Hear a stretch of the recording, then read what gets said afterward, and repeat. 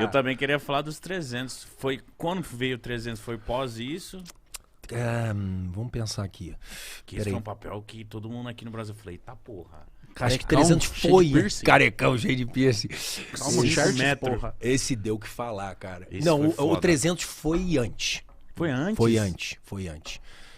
Alguém vai dizer pra gente, mas eu acho que foi antes. Foi antes. Como que foi esse papel? Cara, esse... O vilão. Nossa, muito foda, Cara, velho. vocês já viram a história em quadrinho? Não. Depois dá uma gugada pra ver a cara do personagem. Deixa eu ver. Dá uma gugada nele. Vou agora. Pra você ver, agora tu vai entender como é que sai esse personagem. Porque eu parti da história em quadrinho. Ele é um filme inspirado no desenho gráfico de um artista americano chamado Frank Miller, que é um grande artista. Você bota a Chess, Frank Miller. Ele. Olha lá. Caralho, que louco. Olha lá. Carecão bolado, né? E tinha uma figura andrógena. Aqui, ó. isso. Aqui os dois.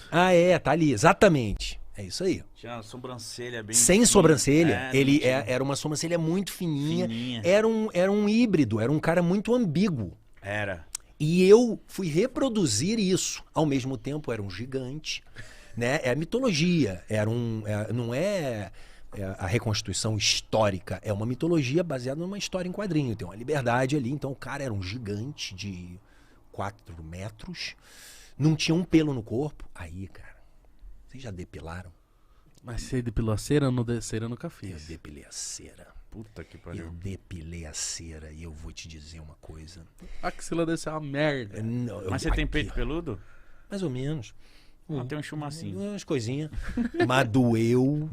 Mas uma dor, cara. Porque aí ela falou, não, tá escrito na descrição. Sem pelos. Brilhando, Cara, liso. é liso, todo o corpo. Aí cheguei lá, não sei o que, conversei com a maquiadora. Falei, e aí, como é que vamos fazer isso? Tal. Já tava imaginando uma máquina. Ela falou, olha, eu te aconselho a fazer a depilação, porque com a depilação vai demorar para crescer. Se você raspar, amanhã você vai ter que raspar de novo. Pode dar irritar a pele, aí a gente tem que ficar maquiando. Tá bom. Ah, tem uma pessoa que é ótima. Tem uma menina que é ótima. Mãos de fada. É isso. Cheguei lá. Não tinha laser ainda. Que laser. Laser é nada. Cheguei lá, ela perguntou pra mim assim, hot or cold? Quente ou frio? Aí eu falei, que doer menos. Aí ela falou, hot. Dado. Aí minha irmã pegou, enfiou uma espátula de pau assim. Pegou assim, mexeu. Nossa. Parecia aquela cera, né? Quente. Parece um mel, né? Mel. Parece o mel. Mas de mel não tem nada, meu irmão. De docinho não tem nada. Ela pegou o negócio, pá, no peito. E aí começou a espalhar. Nossa. Aí começou a espalhar assim, eu respirando. Aí eu... vai dela. Aí senti a primeira, aí, cara, começou a lacrimejar. Eu falei, não. Para. Aí ela pegou uma toalha, enrolou a toalha e falou assim, morde! E pau, botou na minha boca. Assim, eu mordi a toalha e daqui a pouco ela pá! E rau! Meu irmão, eu chorava. Mas foi tudo numa sessão? O peito. O peito até aqui, abaixo do umbigo. Nossa. E aí, quando acabou isso, eu falei, parou. Chega de história. Acabou esse negócio, eu não consigo aguentar essa dor. É muito dolorido. Porque eu tinha ainda a perna, tinha o braço. Eu falei, não. Tá ótimo. Muito obrigado. E aí fui só com aqui a parte da frente depilada, vermelha, chorando. Fui pra casa e liguei pra produtora e falei assim, olha, eu não vou conseguir depilar, eu prefiro que a gente faça raspar mesmo. Aí eu fazia isso, eu entrava numa banheira quente pra abrir lá o poro, né? E aí era uma cena patética, cara. E eu botava o creme de barbear lá e ficava me raspando, raspava o braço e raspava a perna. Isso foi quanto Trabalho. tempo? Foram 3 semanas. Aí, como eu tinha essa caracterização muito específica, então eles compactaram as minhas cenas. Foram 3 semanas direto. E eu fazia isso um dia sim, um dia não.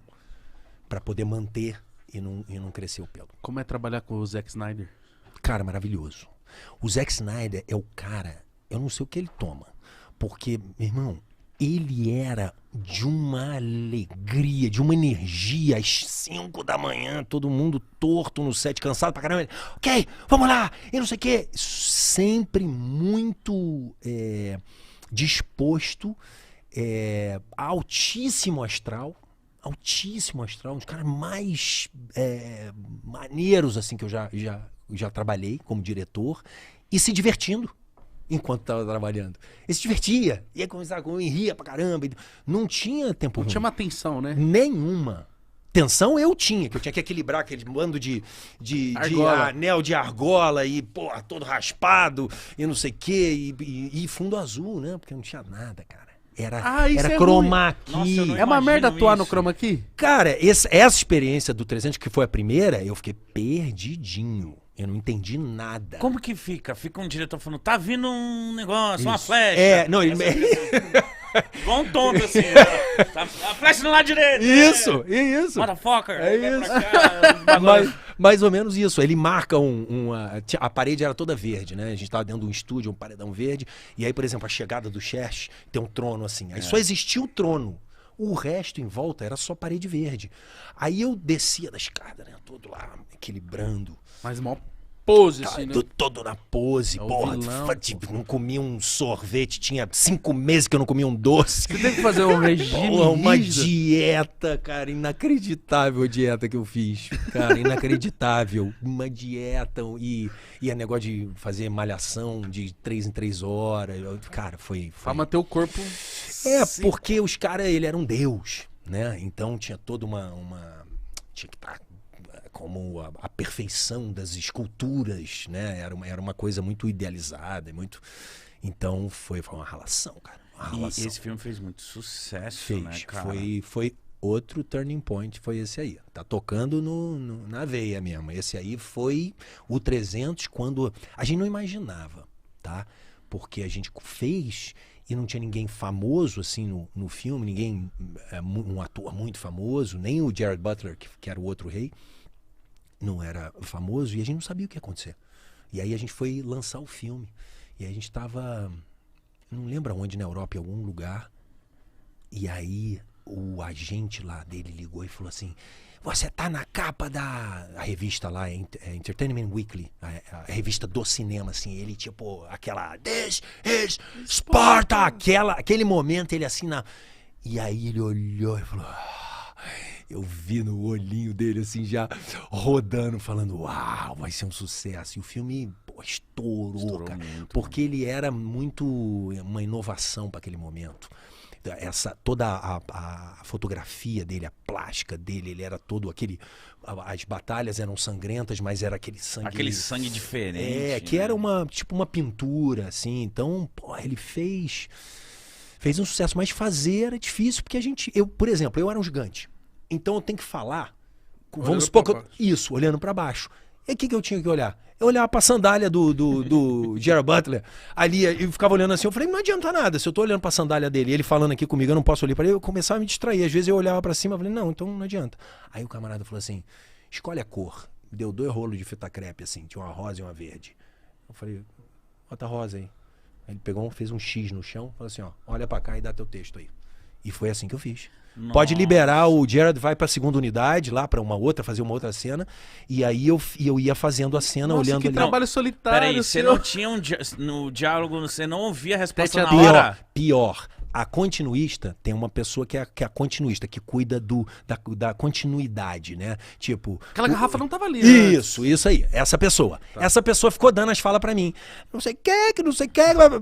Aí eu falei, não, gente, eu não vou... Aí, porque era distrativo, não é um ator falando comigo. E aí eu falei o seguinte, eu vou precisar de meia hora, eu vou estudar a fala dele, e eu vou imaginar a fala dele, e eu vou reagir à fala dele, e depois eu vou fazer assim sozinho. E foi assim que eu fiz.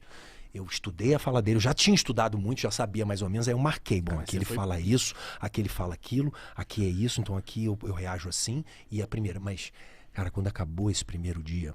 Acabou às 5 horas da manhã, foi uma filmagem noturna. Eu cheguei em casa, cara, e eu não sabia nem onde eu tava. Foi gravado aonde? Em Montreal, no Canadá. Frio pra caramba, neve, eu careca. Completamente, sem um pelo. Ali, assim, cara. Tava lisinho mesmo. Porra, lisinho ali, cara, e mó friaca. E voltei pra casa tonto. Completamente, assim, sem entender Desgastado, nada. né? Com o HD... HD esquentou, acabou o espaço. Meu irmão, cheguei assim, tipo, caramba, o que acabou? Passou um trator em cima de mim.